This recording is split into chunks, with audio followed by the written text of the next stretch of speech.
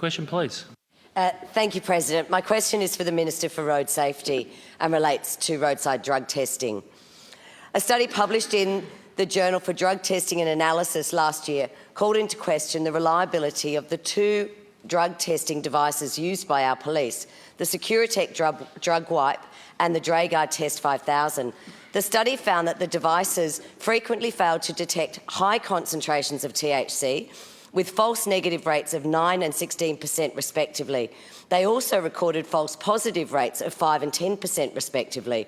My question for the Minister is, if we would not tolerate a breathalyser that 16% of the time missed that a driver was intoxicated, or in 10% of the time said they were over 0.05 when they're not, why would we tolerate it for drug testing? In other words, of the planned 400,000 roadside drug tests over the next 2 years, why do we tolerate that 104,000 could return an incorrect result? Minister. Thank you, President, and I thank Ms Patten for her question, and take the opportunity to note that it's the first question time of the year. Welcome everybody back. We're returning to some of the subjects that we've been talking about throughout the course of last year.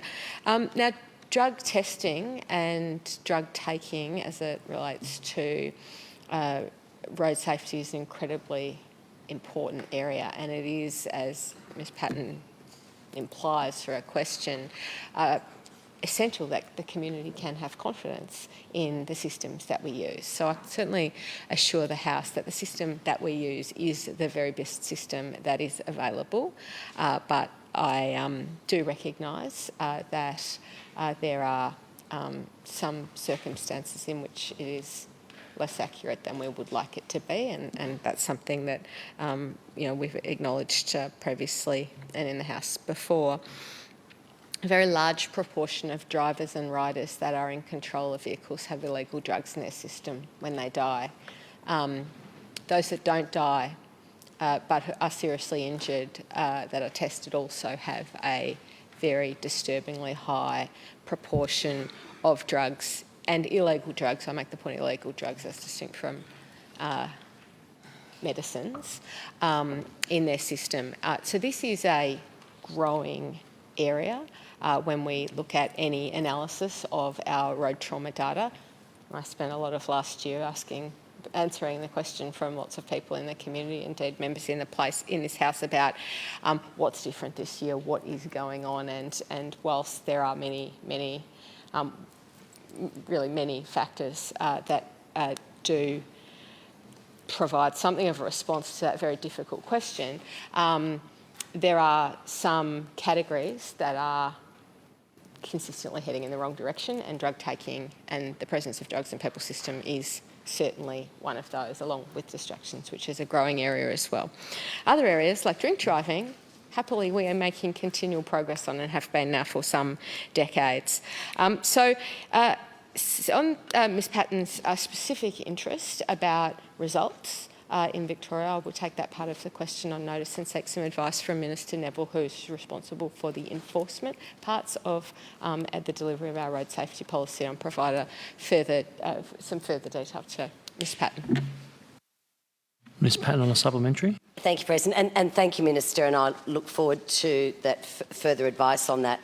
I think you mentioned that we are using the very best we have, and we would attest that the very best is actually incorrect in nearly 25% of the cases, and is only used in 5 countries around the world. So, given the ineffectiveness of this type of testing, will the Minister instead introduce a testing regime that actually focuses on driver impairment rather than a residual presence of a substance? Minister. Thank you, President, and again thank Ms Patten for her supplementary question. What I can assure the House is that we are constantly looking at opportunities to improve our road safety response, and what represents the best possible regime for drug testing is an important part of that work. As improved testing becomes available, then we will continue to be involved in research at the forefront of those developments and to adapt and change as things improve. The thing about alcohol testing and why it works so very well is that everybody knows that it's just around the corner. And so the thing with drug testing that we are making investments in is increasing the frequency of testing because the likelihood of being tested, we know is a very, very powerful motivator in behaviour change. I think, Thank you, Minister. Oh, sorry.